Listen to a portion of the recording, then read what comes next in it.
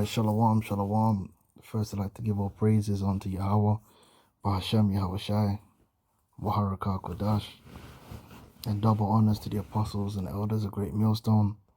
And honors to you brothers out there in the highways and the byways, teaching this word in all sincerity and in truth. Now, you've got this individual, Matt Walsh, who is an agent on the right-hand side. All right, he's there to get the people all caught up in the left-right paradigm. And one of the issues that divides America along the left-right paradigm is immigration and how immigrants should be treated. How immigration should be looked at, especially when it comes to so-called illegal immigration. And so he made the statement. It says America is not a nation built by immigrants. Because that's one of the statements people who are pro-immigrant, pro-immigration make the statement that America was built by immigrants. All right. Now, Matt Walsh says America was built by settlers. So he puts a distinction between the Edomites that were coming up over into America. I assume during the early period of America when they were slaughtering the Native American Indians, all right, and taking their land. He's putting a difference between those people and any immigrants that would come into America after, and he's labeling them as settlers and not immigrants. All right, which you can be a settler and an immigrant. But, it says there's a difference. Settlers ventured out into the wilderness to build a civilization from scratch. The modern immigrant comes to a place that is already built. Settlers planted the trees. The modern immigrant comes to eat the fruits. If you cannot see the difference, I don't know how to explain it. They can have these arguments about immigration till the cows come home. At the end of the day, immigrant is anyone that moves from one place to another. But that's not the issue that we have spiritually. The issue is that these immigrants or settlers, or whatever term you would like to place on them, are guilty. All right, they're guilty of theft. They're guilty of murder. All right, because in order for them to settle the landmass of America and Canada, they had to subjugate, slaughter, and steal and lie and commit all these crimes against our brother Gad and Reuben. All right, this is how America was settled. All right, and ultimately they're gonna have to pay for that, which is something that neither the left or the right is willing to acknowledge, that biblically, according to the Bible, that you Edomites are gonna have to pay for how you established yourself in America and the things you did in establishing yourself and after you established yourself, the crimes you have committed against the Most High, His Son, and His people. You're gonna have to pay for that, and it don't matter how you try fancy up the thing. All right, because our brother Gad had dominion over that land, and Esau stole it. Right, thieves. That's what you should call them. They're not immigrants. They're not settlers. They're thieves. How about you use that terminology? They're savages. How about you use that terminology? They're a form of virus, because they spread like a virus too. This is Micah 2:1. It says, woe to them that devise iniquity and work evil upon their beds. Right? When these devils, beginning with the elite on down to the mini devil, when they spied out the land of America, the landmass of America, and including the Americas. They saw that it was a good land. They likened it unto the land of Canaan. And they put it within their heart that despite there being people already in possession of that land, that they would take that land and not share the land, but take it wholeheartedly into their own possession by any means necessary. All right. Woe to them that devise iniquity and work evil upon their beds. When the morning is light, they practice it because it is in the power of their hand. They had the manpower and they had the weapons and they coveted an evil covetousness to their house. We're going to get that.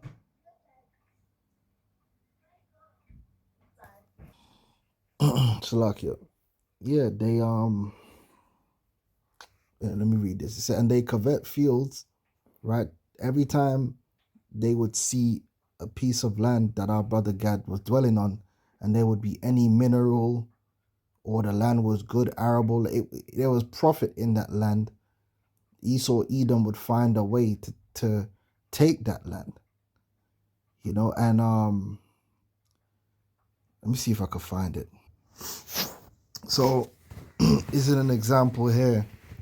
It says Indian Treaties and the Removal Act of 1830.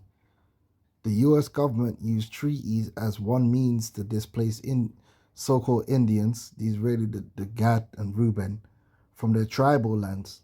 Right? These were tribal lands. A mechanism that was strengthened with the Removal Act of 1830. In cases where this failed, the government sometimes violated both treaties and Supreme Court rulings to facilitate the spread of European Americans westward across the continent. All right.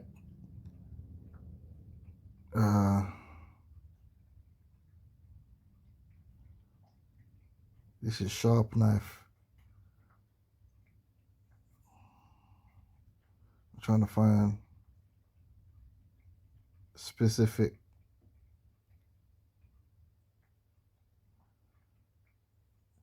Should I read this? So I'll read a little bit. It says, as the 19th century began, land-hungry Americans poured into the backcountry of the coastal south. Right? So they all wanted a piece of that, of Canaan. Right? Manifest destiny, they called it, and began moving toward and into what would later become the states of Alabama and Mississippi. Since Indian tribes living there appeared to be the main obstacle, so that the people that actually lived there that the land belonged to were nothing more than an obstacle to Esau's greed, to westward expansion, Edomite settlers, right, these settlers, petitioned the federal government to remove them. So they wanted the federal government to use its power and the might of the United States military to remove them. Although Presidents Thomas Jefferson and James Monroe argued that the Indian tribes in the southeast should exchange their lands for lands west of the Mississippi. So a lot of times what they would do as well, they'd make an agreement for the natives to move to another piece of the land, but then they'll just find out that there's oil or something they want in the land that they've agreed for them to have, and they'll take that as well. They're the devil, man, until they took it all. Right? Indeed, the first major transfer of land occurred only as a result of war. In 1814, Major General Andrew Jackson led an expedition against the Creek Indians, climaxing in the Battle of Horseshoe Bend in present-day Alabama near the Georgia border, where Jackson's force soundly defeated the Creeks and destroyed their military power. He then forced upon the Indians a treaty whereby they surrendered to the United States over 20 million acres of their traditional land, about 1/2 of present-day Alabama and 1/5 of Georgia. Over the next decade, Jackson led the way in the Indian removal campaign, helping to negotiate 9 of the 11 major treaties to remove the Indians. So it's these settlers, man. You want to call them settlers, but it was devils. And you're going to have to pay for that. Matty. Yeah, you're going to have to pay for that. Now, you could disagree. That's fine. But I'm just telling you what the scriptures say. It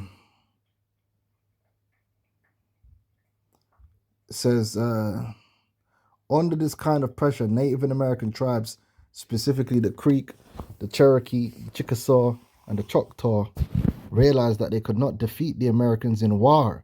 Yeah, because the Lord weren't with them. All right, because they broke the law, statutes, and commandments, and the Lord gave them up unto a wicked enemy. But that don't mean that Esau was right. That don't mean that Esau gonna get away with it. It says the appetite of the settlers for land would not abate. Yeah, he is as deaf and cannot be satisfied, insatiable. So the Indians adopted a strategy of appeasement. They hoped that if they gave up a good deal of their land, they could keep at least some part of it. But man didn't know if the hold on, man, I forget. My we're dealing with the devil here. Let me finish this up. And they covet fuels and take them by violence. We're reading about that. And houses and take them away. So they oppress a man and his house, even a man and his heritage. This man has an insatiable lust for power and land and resources, man. Insatiable.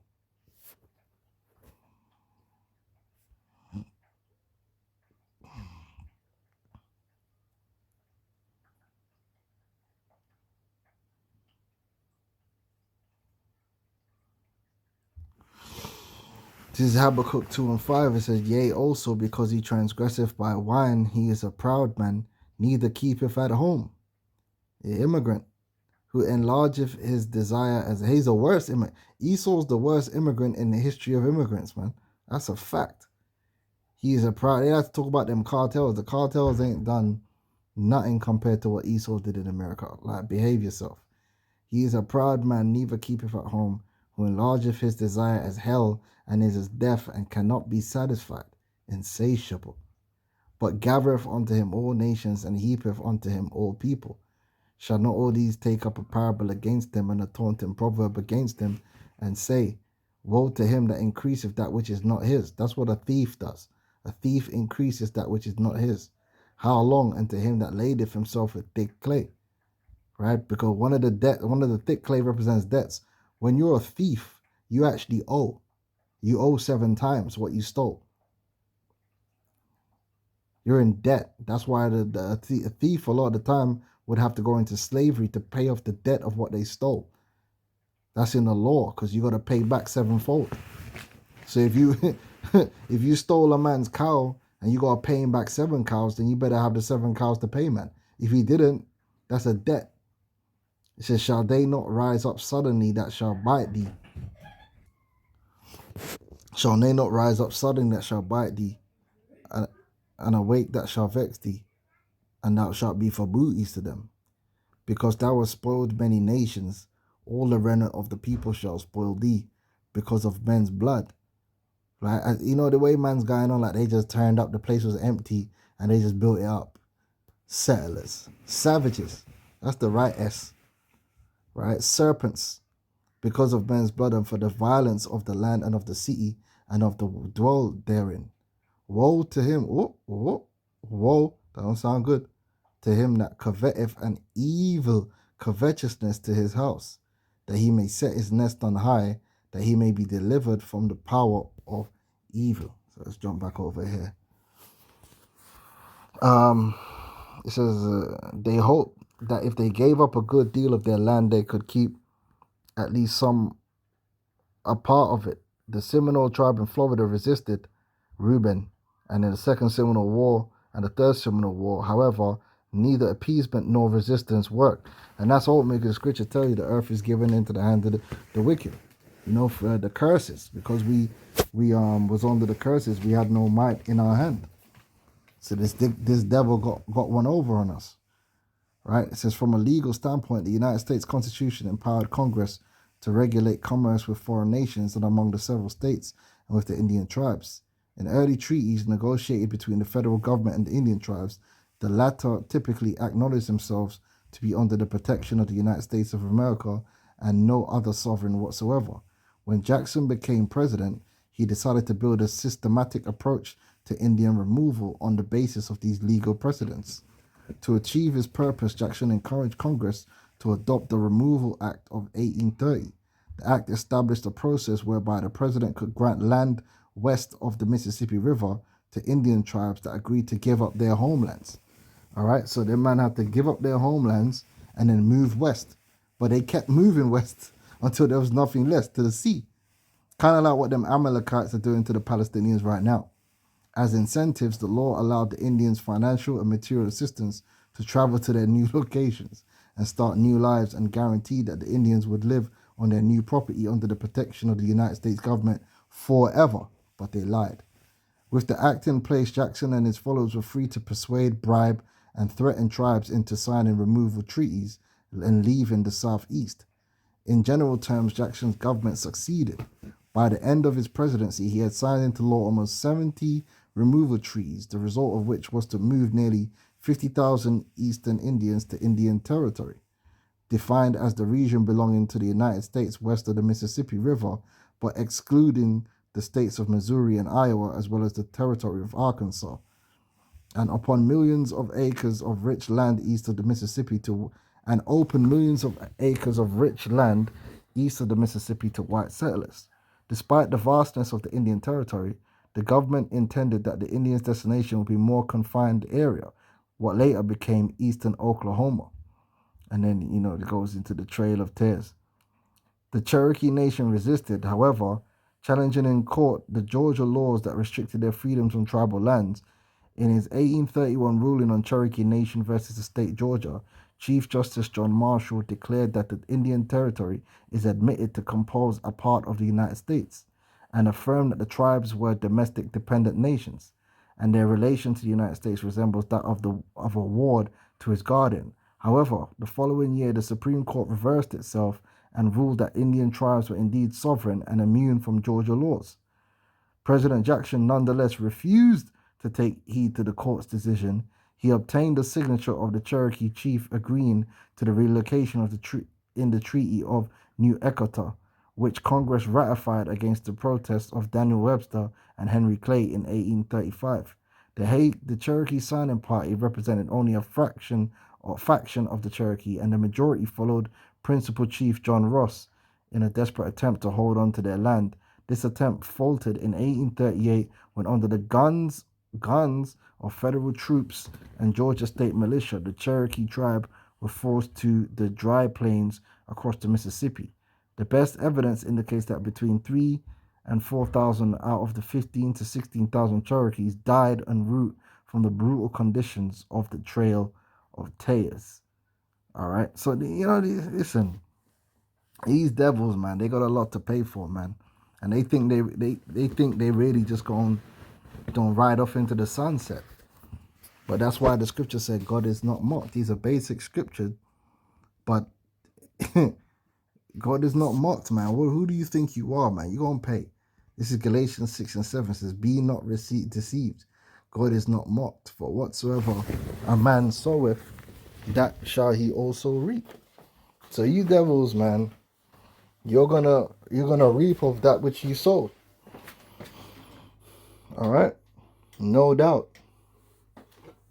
I was coming up here talking about, they're not immigrants, they're settlers, and they built it from scratch and all that.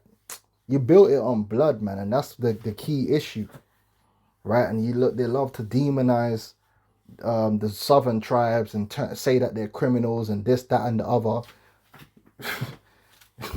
You're the real criminal, dog, and your time is coming. Judgment is coming, man. Yahweh Shai is coming, man, and great judgment is coming with him. So if that, I'm going to say shalom.